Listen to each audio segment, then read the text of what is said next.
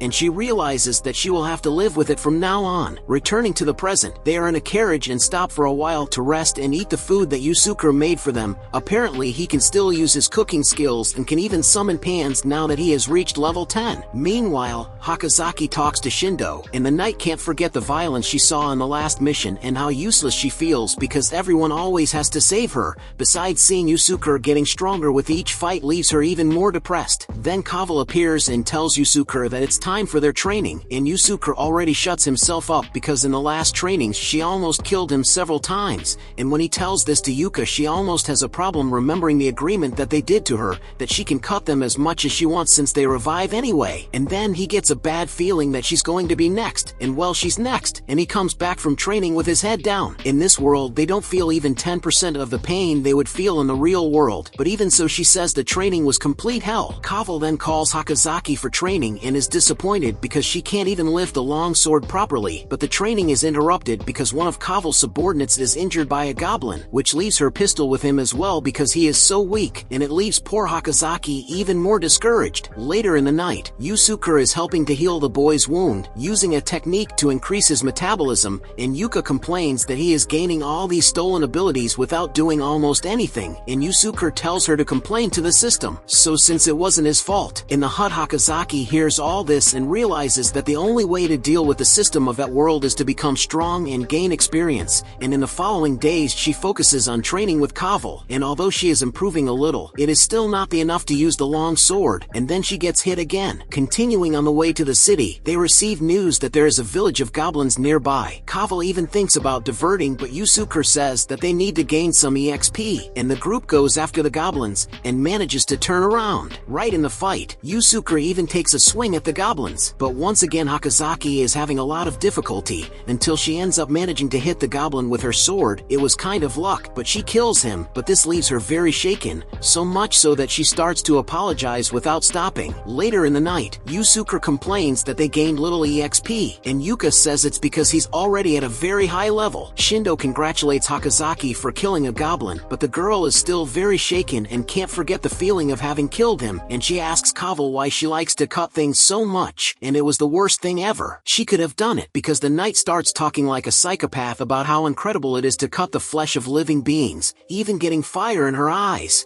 and this leaves the group a little unresponsive. Kaval then runs away happily to the forest because there may still be goblins for her to defeat, and Yusuke tells everyone a story that Kaval's father told about her. When she was younger, she saw her older brother fighting, and he said that cutting flesh from living things gives the most experience, and then her easily influenced mind took that line of his to life, and that's why she's all psychopath now. Yes, that's all there is to it, faith in crazy people. But on the other hand, we have Hakazaki, who hates cutting up living creatures, but she decides that for the sake of her family, she will do what needs to be done to get out of there alive and return to them. The next day they continue their journey. The wagon's wheel gets stuck in a small hole, but Yusuke, together with Kaval's helpers, manage to get it out of there with a little effort. But Yusuke realizes that at the pace they are going, the mission deadline will be very tight. They continue and end up finding an army being attacked by monsters, and there are even children there being attacked too. To everyone's surprise, this time it's Hakazaki who becomes determined and decides that she's going to save them, even if she has to go alone. Since Yusuke continues to be selfish and says it would be a waste of time, he even laughs at her when she says she can't abandon a child because otherwise nothing she did would make sense. But he thinks about it and decides to go along, not because he cares, but because it could be an event, and besides the GM watching, those people could be going to Radadorbo too. He then has the brilliant idea of everyone splitting up. He goes with Hakazaki to solve the problem, while the rest continue heading to Radadorbo. Arriving there, they see that almost the entire army has already been destroyed, and those who are attacking are these monsters called Kobold, and according to Yusuke's analysis, they are stronger than the two of them combined. They head up, Hakazaki with the sword she doesn't know how to use, and Yusuke with his pot. The girl ends up dying to a blow from the monster, and Yusuke also almost dies. He tries to use the skill to control creatures that he had used against the berserker before, but it fails. He even manages to turn around, but ends up dying too. But the soldiers take advantage of the opportunity to try to beat the kobolds. In the midst of all this, Hakazaki remains determined to be useful, saying that if she were saved again, it wouldn't do any good for her to be summoned to fight. So she draws the enemy's attention, and at the last second when she was going to be attacked by him, she summons her long sword, which hits the monster while it is still appearing, and this compensates for the fact that the sword is heavy. Yusuke is impressed by her determination, and when he revives he notices that Kaval's carriage has returned to pick them up, so he attracts the attention of the last remaining kobold, and when he gets close to the carriage, Kaval defeats him with his sword. After the fight, Yusuke is healing the soldiers, and they don't seem to like Kaval's people much. Yusuke says that he absorbed the blood of the kobolds to recover his mana and be able to heal the injured, and that he decided to test this because he remembered that berserker who ate monster meat to become stronger. One of the survivors thanks the group and says that they came from the kingdom of Diak, and that's where the plot twist comes. These survivors from the kingdom are taking prisoners at the king's command, and according to them these prisoners are heretics who do not praise the religion of the kingdom, so they will be publicly executed in Radadorbo. That's when Yusuke realizes that the package they were supposed to deliver to complete the mission were actually these prisoners, and he's in doubt about what they should do now, because if they hurt humans they'll lose experience. So will they? To complete the mission, do they need to take the prisoners to execution, or is the mission actually to save these people from death? Kaval talks to the man called Camilto. He is the leader of that army and doesn't seem to respect Kaval much since her kingdom is an irrelevant kingdom for him, but Kaval remembers that his group was getting kicked by the kobolds and the two almost fall into the slap right there, if it weren't for Shindo having stepped in front. Even so, the atmosphere is still tense, so the heroes have a meeting where Yusuke says that the package they are going to deliver are really the prisoners and that fight there must be a mandatory event of the mission, but that it would still be too risky to kill those soldiers and suffer some penalty in the mission or fail in it. Yuka then comes up with the idea of taking the prisoners to Radadorbo but freeing everyone before the execution, and everyone agrees and continues with the trip. While traveling, one of the soldiers asks Camilto if it's okay to take the group of heroes with them, but he says they need to keep the prisoners alive until execution, and for that they need Yusuke's healing power, who is using his magic to heal the child who was injured in the fight. They stop to camp and it seems that no one really likes Camilto. Kaval can't stand having to follow his orders and Shindo feels something suspicious coming from him. Yusuke asks to speak to one of the prisoners, a missionary named Fossil. The man says he hoped that at least a boy named Belalai would be able to escape, and Yusuke realizes that this might be the main objective of the mission. Fossil says that the king of Diak divided the kingdom between the people who are faithful to him and the followers of the god Artheros,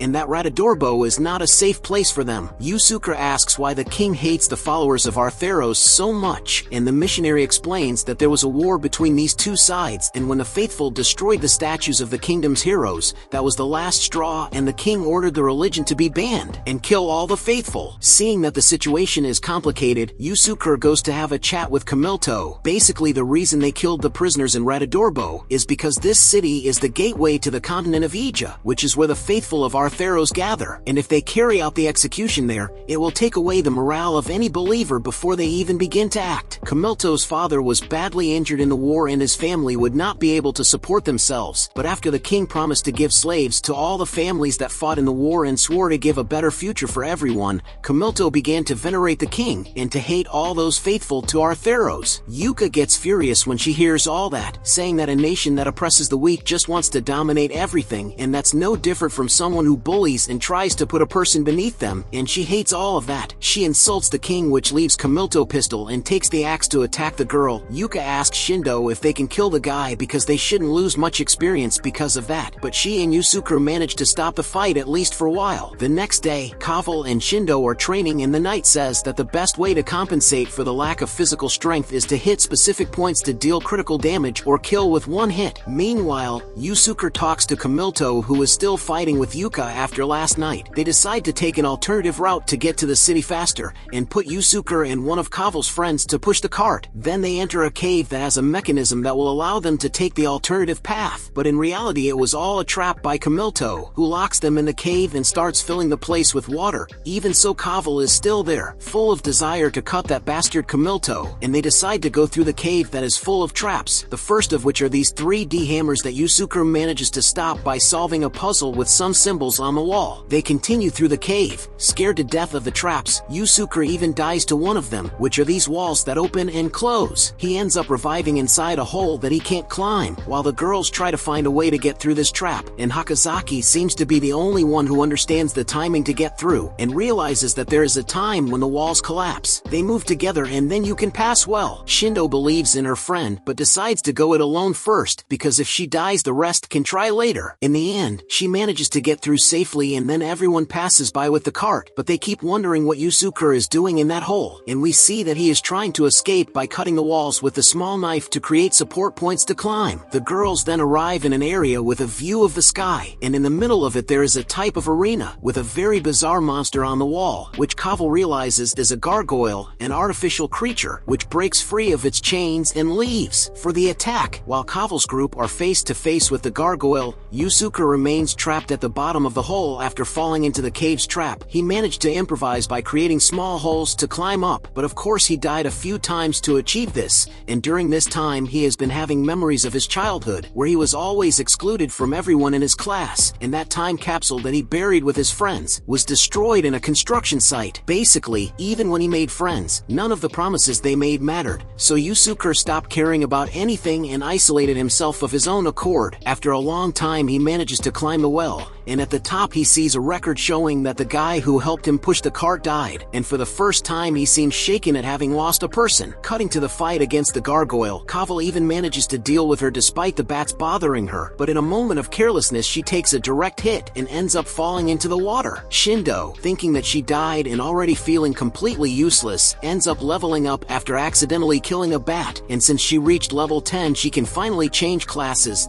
and luckily she becomes a swordsman, and remembering the Kaval's teaching she starts trying to hit a critical point on the gargoyle to cause maximum damage. After losing an arm she manages to dodge and hit him straight in the head with her sword. After the fight Yusuke arrives, and for some reason when he hears that Kaval may have died, he jumps into the water to save her. So we cut to later that day. Kaval wakes up in a cabin and Meikua says that it was Yusuke who cured her using the monster's blood to replenish her mana, but he passed out after that. Kaval is impressed and even gives him a kiss in the prota as thanks, but everyone sees her doing it and asks why she decided to do that now. Kaval explains that she identifies a lot with Yusuke and even asks if he has a girlfriend. In the end she decides that this only motivated her to defeat more enemies from now on. The group is a little nervous because it's not long before the mission ends, but Yusuke wakes up out of nowhere, giving everyone a scare and explains that he thought about something while he was sleeping. Basically, all the missions before didn't ask for a specific thing. For example, the third mission was to find the village leader and fulfill his mission, but it didn't say who the leader was, nor did it say his name, nor what it was the village, but they still accomplished the mission, so if they wanted they could have fulfilled the request of any other leader from any other village, and the mission would have been accomplished in the same way. way. He even gives an example of Shindo's first mission, which was to kill a goblin, but as it didn't specifically say which goblin it was, it could be any goblin that was already valid for the mission. With this in mind, Yusuke says that if they can define what a package is, they can deliver anything to Radadorbo, and the package doesn't necessarily need to be prisoners as there is no one waiting to receive them in the city. Hearing this, Yuka already realizes that they may be wasting mission time helping these people and they shouldn't even be the package, but Hakozaki is angry with Yusuke because he already wants to abandon people again, and says that unlike the heroes, if they die it's over for them, but Yusuke says it's too early to assume the package isn't the prisoners,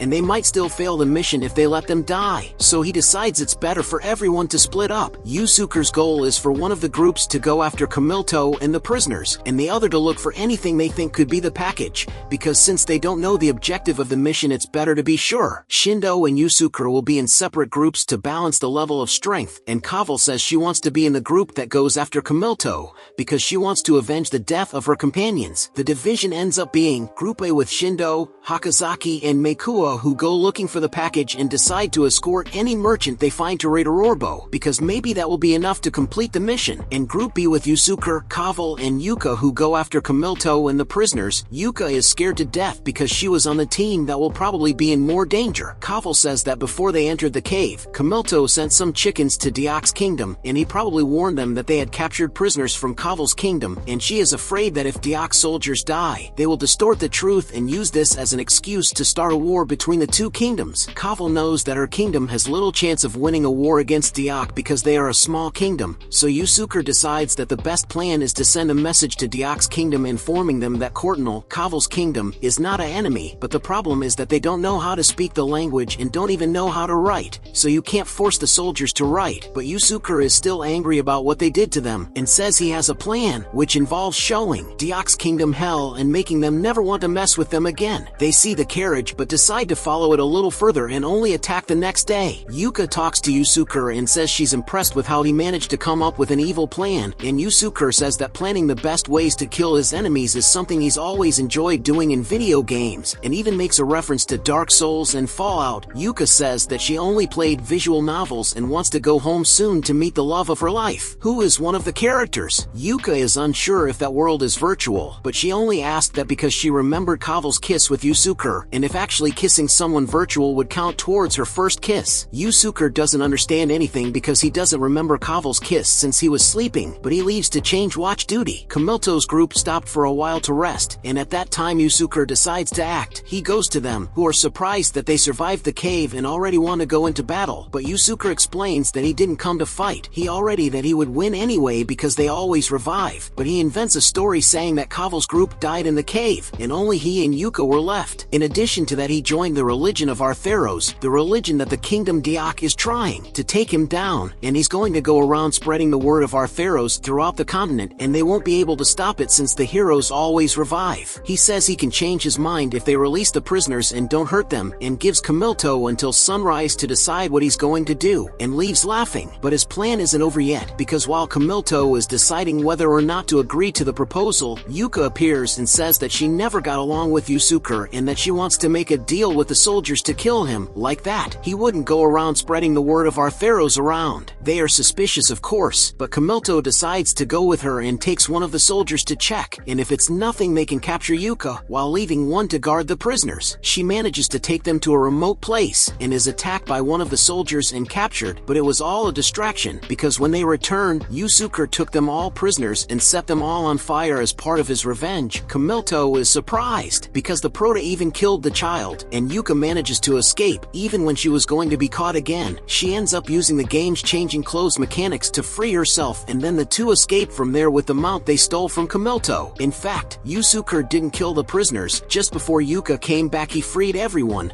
and exchanged their clothes with one of the soldiers who was on guard, and who was the one the protagonist set on fire, thus making it look like the prisoners were killed. And as he had said before that Kaval also died along with her group, they will not be able to blame this attack on her kingdom or start the war. Kamilto is desperate for having made the wrong decision to challenge the heroes, and Yuka says that she would never want to be friends with someone like Yusuke, but she also wouldn't want him as an enemy. While all this was going on, Shindo's group was out of luck, as there were no carriages needing an escort on the route they took. But returning to Yusuke, the prisoners thank the group for their help, and Yuka is embarrassed to receive receive praise. So we go back a little before they put the plan into action, and we see that they used some fabrics to create fake bodies to make everything more convincing. Yuka comments that even with all this, Yusuke will still have to kill a living being, and he says he doesn't know if this will take away experience from him or not, but she says that that's not the problem, but that he could be killing someone real in that world. But Yusuke says there's no way that game could be real, because everything is very well programmed and the NPC's intelligence must only be very advanced. But in the present we see that Yusuke is not as stoned as he seems, because Yuka asks if it is really worth killing someone to stop a war, and he says that in this case it is worth it because the world will still continue after this mission, and besides that it was a friend's request and revenge for them killing his friends. Yuka is surprised because Yusuke was the last person she expected to want to avenge the death of a friend, but then asks, in that case, what are they to him? He responds by making a weird analogy about a bus and how each of their lives has equal weight, but he also says that they don't have time to think about NPCs at the moment because their lives are also at stake because of the mission. And we see that yes, he lost experience for killing that human. Camilto is still desperate for having been deceived and failed the king, but sends another chicken to him explaining everything that happened just as Yusuke had planned. And after doing this, Kaval appears, showing that she is still alive, killing the other soldier and telling him the whole truth about Yusuke's plan, that now it doesn't matter if he knows because he already sent the letter to the king. So she calls him to fight and easily humiliates him, and in his last words Camilto remembers his king and says he just wanted to bring peace to his kingdom, but Kaval cuts off his head and says with blood in his eyes that if he wants to achieve it peace by killing her companions, so she won't rest until she puts an end to them all. In the kingdom of Diak, the king received the message, and it seems that Camilto was not very respected because the king says that he does not need to send anyone to look for them. This guy in the hood says that the heroes who were supposed to be neutral ended up fighting against them, but the king says that if Camilto only angered them momentarily then there's no problem, but he asks the guy in the hood, who seems to be a loyal servant of the king, to look for a way to kill the heroes. Yusuke's group is thinking about what to do from now on, but they realize that Shindo's group stopped for some reason, and cutting to them we see that they have arrived in a village, but have not yet found any merchant with cargo for Radadorbo. Yusuke's group continues on their journey, and Yuka is embarrassed to stay with the boy she saved because she thought he was very cute and doesn't know how to receive compliments, so she decides to go with Kaval, but the knight gets angry because she wanted to going along with Yusuke. Yuka realizes that she still likes him and ended up accidentally tying her friend. When they stop, it looks like Kaval was going to declare herself to him, but she is embarrassed and seems very sad because soon the trip will end and they will separate. But Yuka remembers that the game she likes is helping someone declare themselves, makes you get along with the main character, and she decides she's going to help Kaval come out to Yusuke. She tries to bring the two together by switching places with Yusuke, but it doesn't do much good because the two just lie there and don't even look at each other. For the rest of the day, all of Yuka's attempts to bring the two together fail miserably. She tries to get them to cook together, but Kaval brings a giant dead boar and ruins the atmosphere. Then she tries to get them both to train, but it doesn't work either because the Kaval decided to call Yuka to training too. While this is happening, Shindo's group continues looking for a package. Hakazaki gives the idea of going after a delivery company. Before they thought that this world lived only with merchants, but there are also delivery companies in it. They stop a carriage from this company and the owner even agrees to accept their escort, but there was already another mercenary there and he says he doesn't want to share the work, but after being shaken by Shindo he only agrees to take them along. In Yusuke's group, while everyone is sleeping, Yuka is still frustrated because she couldn't make Kaval declare herself, but that's when she appears saying that she couldn't sleep and starts talking to Yusuke. Yuka is hopeful that now she will, but the knight never wanted to declare herself. In the end she just wanted to thank Yusuke for helping to avenge the death of her companions. It was a very cute scene, but Yuka is pistol whipped because she made a big mistake thinking it was something else. Yusuke's group tries to take the prisoners to the church, sell the king's items in a store, but none of this seems to complete the mission, so they deduce that the package must be one of those 3 boxes they got from Camilto. Once again returning to Shindo's group, that mercenary became calm after the beating and everyone leaves for Radadorbo. They are in doubt about what to do, when out of nowhere the mission is completed, and we see that Yusuke and the team delivered the boxes, and inside them were severed heads of the enemies they defeated, and that apparently was what was needed to fulfill the mission.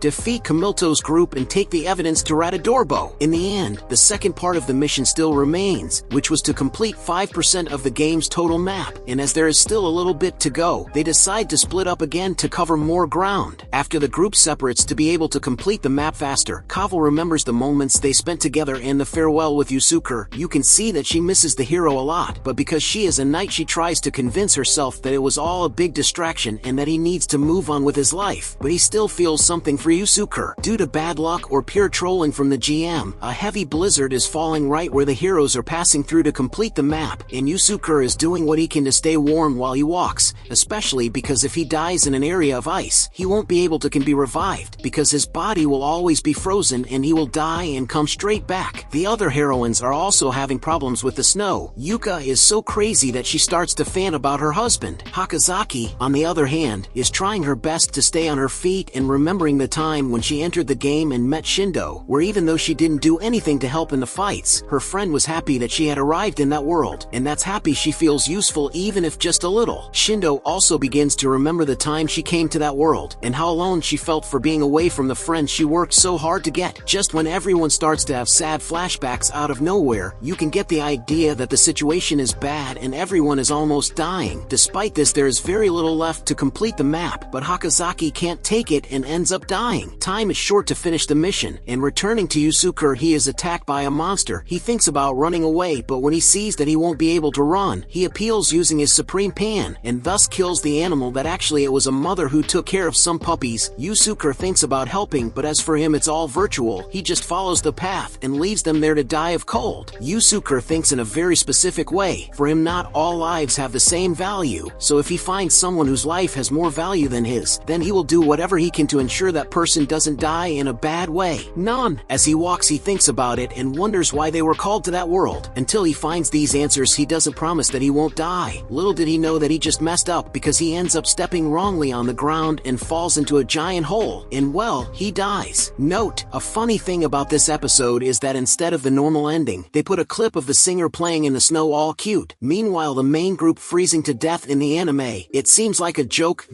since the protagonists died. Now we follow the stories of the magical Magia girls, and we see their fight against the evil Demon King. After a long journey, the final battle begins. The protagonist seems to be losing, all her friends are fallen, and the villain still makes fun of her, but she doesn't give up, and manages to gather the strength of her friends who believe in her, and with the strength of love she manages to use the secret technique called Magia Fire, which is strong enough to end the villain once and for all. So we went back to normal programming, because in fact this was just an episode of Yuka's favorite anime, which she watched as a child, and we went back to her vision now. The girl is in a cave trying to hide from the cold, and she has some memories from her past. We see that throughout her life, Yuka has always sided with strong people and took advantage of them to avoid being bullied, but she doesn't like this attitude and knows that she could never become a hero like the Magia if she continued doing this kind of thing. Cutting to Yusuke, down in that hole where he fell. The temperature was warmer, so he managed to revive. He explores the bottom of the hole, and it seems like there is a secret dungeon, but the exploration is interrupted when he realizes that Hakozaki has died. And even worse is that Shindo was almost arriving at a village, when without realizing it she ends up passing through a frozen lake, and when the ice breaks she sinks and dies too. And to make matters even worse, Yusuke is constantly falling down dead ends inside the cave, until he finds a somewhat suspicious worm, and starts following the tunnels that it is digging to try to get out of the cave. But worse than when the worm keeps shitting these radioactive things in his face, it stops halfway, and when Yusuke tries to make it go faster, the creature turns around and hits him from the other side, killing our protagonist. When Yuka sees that the other three have died, she panics because now everything depends on her, but at the same time she feels relieved because she spent all this time looking for an excuse to give up, and as much as she doesn't want to die, now no one can complain about her not having done anything, since everyone died before her. She decides to give up because she wouldn't be able to complete the mission alone, but then the heroine Magia Purple appears in front of her, and makes her remember all the times the Magia fell and always got up, and how Yuka always saw them having done this since she was little. It gives Yuka motivation to keep going to complete the mission. After walking for a while, she starts to hallucinate about her husband again, and when she was about to fall, a girl appears riding a giant cat. She offers Yuka a ride and seems to have knowledge about the GM's missions, and that Yuka is a player. This girl is called Fatina, and seems to have control of the wind spirit, but she tells Yuka that she is not a player, but a simple sorceress. With just a few seconds left in the mission, the sorceress manages to help Yuka complete the map, and everyone appears in the GM's room. As usual, the GM arrives, scaring admiring Yuka and says that she has the right to ask him a question. She even thinks about asking who that witch was, but she thinks better and asks the question that everyone wanted to know. Is that world there for real, or is it a virtual reality? The GM responds by explaining that that world was real, but it was a parallel world. Basically, all the decisions that human beings make create infinite parallel realities, and GMs have the power to travel between these realities. This world where the game takes place is nothing more than a world parallel to the original Earth, but which developed in a different way millions of years in the past. That's why it has magic and the continents have different shapes, and everything in that world is real, including living beings, and that the only virtual things are the protagonists themselves, so they can revive when they die. And that's when it hits Yusuke that if everyone there is real, then he really killed real people. The next day after they return to the real world, Yusuke spends the whole day thinking about what he did. He seems very nervous because he has always hated people, but after he killed one his heart doesn't stop beating faster. He says it's like skydiving, once you jump there's no going back. But at the same time he accepts what he did, because now he can't change it anymore. At school, Yusuke seems more focused on physical education class. Hakazaki is also now able to participate in classes because her body has been gaining more resistance because of the missions, although she still can't run properly because of her illness. Since they found out that Yusuke killed someone, Shindo realizes that it's a little difficult to talk to him, but she hopes he's okay. Yusuke spends the day thinking about it, and the world for him seems very different now. The GM himself sends him a mission, along with a message asking him how he feels now that he killed someone, but Yusuke ignores it and goes home. There he wonders if the GM set everything up for him to kill someone, but he realizes no, that it was his own decision. And then out of nowhere this girl with a fisherman's hat appears who says she is the GM himself and is left with angry because Yusuke ignored her question. Yusuke vents to the GM, saying that those guys from Kamilto's group were on the list of people he considered evil and that he would like them to disappear. They tried to kill him and other innocent people, so it was fair to him. But he also says that he knows that they weren't totally wrong and just believed in their own ideal. So the GM repeats the question to him about how he feels after having killed someone, and Yusuke says that if he had known the truth he wouldn't have killed that man, and that was it. The GM just accepts his answer and says it's time for them to go get a new member for the group. They disguise themselves and go to a Chinese restaurant. There the GM explains that the next member of the group is called Keita. He is part of the mafia, and soon he will enter the restaurant to kill a guy, but he is being forced to do this together with his younger brother, and Yusuke needs to stop him. When the thieves enter, Yusuke manages to make one of them fall, and as he is stronger because of the missions, he is able to beat them with ease, until in the middle of the beating he recognizes Keita and manages to take off his mask. Yusuke explains that his target has already left, so he doesn't need to kill anyone, he can just take his brother and get out of there. But Keita tells him to get out of the way because he needs to kill this guy. In this confusion, the restaurant owner calls Keita's boss, who appears and tries to kill Yusuke for interfering in the plans. And it's at that moment when the guy points the gun at Yusuke that the GM gives him a glove, and without thinking twice Yusuke puts on the glove, which allows him to use magic from the game but in the real world, and Yusuke uses it. This is to take down the mobster. At this point Keita is impressed but can't ask Yusuke anything else, but when his ex-boss tries to shoot him in the back, Keita kicks him, saying that now that he lost to a simple high school boy, he no longer has the right to be his boss, and leaves the restaurant with his brother. After all the bullshit, the GM and Yusuke talk some more. She says that this time Yusuke avoided a murder and repeats the question from before about how he felt after killing Kamilto's soldier. Yusuke says he doesn't know how he felt, but he knows what he needs to do. He realized that having created a world where Keita would like to return will help him to be more motivated in the next mission, and this will increase their chances of completing her, just like it was with Yuka. But Yusuke also says that he doesn't care about Keita's life. For him he was just an idiot who let himself be fooled and almost killed someone because of it, and if it weren't for the game he wouldn't even want to have Keita in the group. While we see how the other girls in the group are living their lives in the real world, the GM asks who Yusuke thinks he is to judge the value of other people's lives,